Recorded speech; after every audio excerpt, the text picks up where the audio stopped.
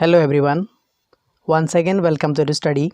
In this video we will learn the important question answers of chapter 3 Money and Banking of class 12 Macroeconomics, and these questions will be very important for your upcoming, that is class 12 exam of 2021. Every questions of this exercise or every questions of this chapter are taken according to new syllabus, that is the revised syllabus of COVID-19 pandemic. And I want to tell you that this is the second part of the question answers of this third chapter, that is money and banking. That means part 1 is already uploaded, so you should watch the part 1 before watching this. Link is provided in the description, comment, I button, and at the end of this video. And this video is very important for you, especially the students from CBSE, Assam Higher Secondary Education Council, Rajasthan Board of Senior Secondary Education, and all other senior secondary boards of class 12 of India. Before starting the video, please subscribe EduStudy and press the bell icon. Now let's start the lesson.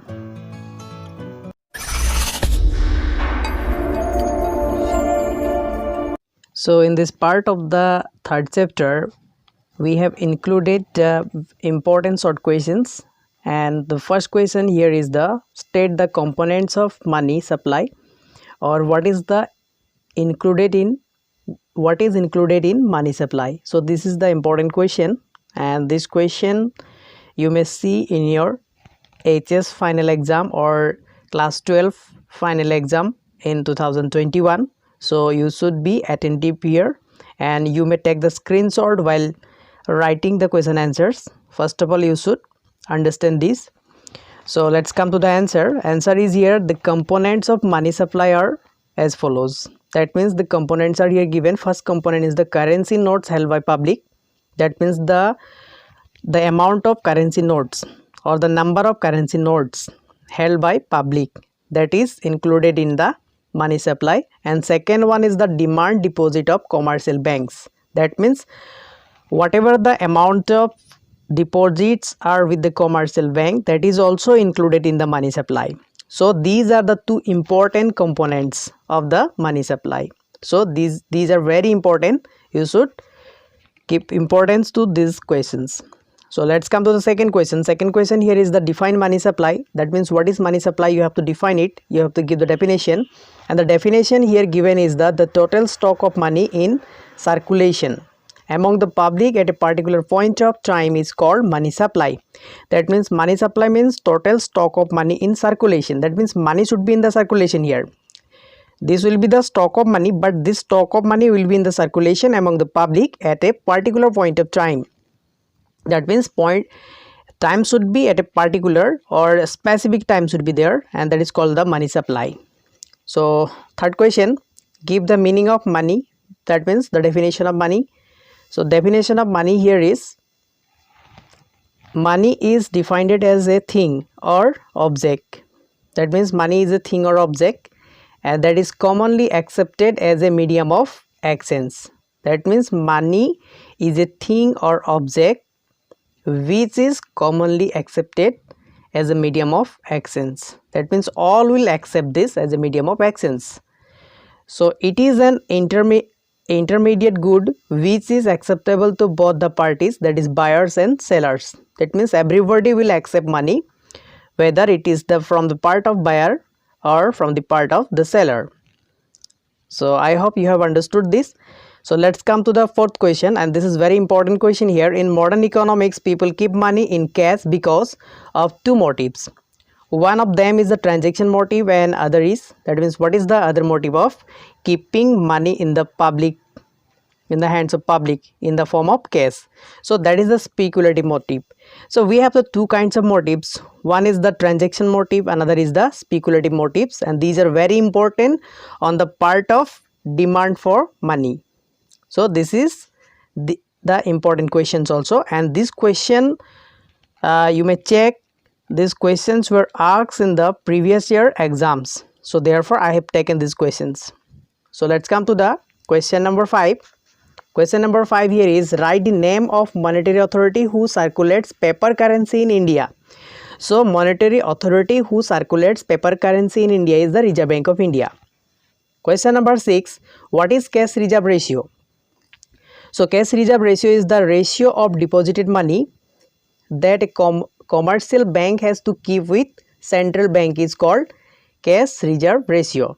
That means cash reserve ratio means whenever public deposited money at a commercial bank, that commercial bank has to keep a portion of money in the form of cash with the central bank, and that form of cash is called a cash reserve ratio. I hope you have understand this. And question number 7, define high powered money. High powered money or powerful money refers to that currency that has been issued by government. That means high powered money is issued by government and Reserve Bank of India. Both government and Reserve Bank of India can issue the high power money, and some portion of this currency is kept along with the public while rest is kept as a fund in Reserve Bank. That means some portion of the high powered money is kept with the public and rest of the high powered money will be kept in Reserve Bank as a fund. So that is important here also. So next question number 8. Question number 8 here is the what is bank rate?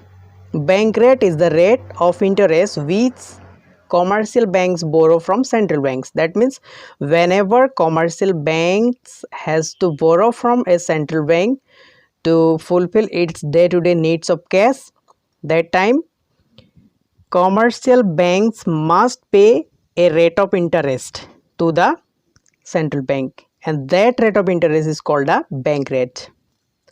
So this was the question number 8 and its answer. So let's come to the question number 9. Question number 9 here is given, what is the velocity of circulation of money? So velocity of circulation of money is the amount of money circulated in the economy during a given period of time. That means velocity of circulation means, or velocity of circulation of money means the amount of units of money that is circulated in the economy. That means circulated throughout the economy during a given period of time. That means time should be specific here also to define the circulation of money. And velocity of circulation is measured by what? By dividing GDP by the country's total money supply. That means if you divide GDP with country's total supply of money, then you will find the velocity of circulation. So I hope you have understood this. Let's come to the question number 10. Question number 10 here is, what are the forms of legal tenders? So the forms of legal tenders are metallic coins and paper currency. These two are the forms of legal tenders. Question number 11, why post office is not considered as a bank? So answer here given is, post office is not considered as a bank because post office do not perform bank's essential function of lending. That means post office do not have the right of lending the public. They cannot perform the public lending. That means they cannot give loan to the public. That is the reason. The reason behind the post office is not considered as a bank is that they cannot provide loan to their depositor. Just they can take the deposit, take the savings, but they cannot give any loan. So that is the reason, and that is the giving loan or the lending is the essential function of a bank, and that essential function cannot be performed by the post office. Therefore post office is not a bank. So that is the answer. Let's come to the next question. Next question here is question number 12. What is inflation? So inflation is a general rise in the price level. You have to keep remember, inflation is nothing but it is the general rise in the price level in an economy over a period of time. That means in an economy over a period of time, if the price level will be increased or it will be rise, that will be called the inflation, and resulting what? Result will be resulting in a sustained drop in the purchasing power of money, and the result of the inflation will be purchasing power of money will be drop or it will be less. That means inflation will bring less purchasing power of money, and inflation is none other but it is the rise in the price level of an economy over a period of time. So that was the question number 12, and let's come to the question number 13. What do you mean by deficit financing? So deficit financing means generating funds to finance the deficit which result from excess of government expenditure over revenue. That means whenever government expenditure will be greater than the government revenue, that means government income, that time government have to fulfill its expenditure. Government will not cut down its expenditure, but they will fulfill their expenditure by generating funds. They will generate new funds to finance their deficit, and these funds will be covered by what? The gap means the that means the deficit financing, that will be covered by borrowing from the public by the sale of bonds or by printing new money. That means deficit financing can be financed, it can be covered by borrowing from the public by selling the bonds or printing new money by the Reserve Bank of India. So that is the deficit financing. So to be a deficit financing, first of all there must be budget deficit. Budget deficit means whenever government expenditure will be greater than government revenue, that is called the budget deficit. And to fulfill the budget deficit, that means if there will be the budget deficit, that means there will be the less money to expenditure in the hands of government.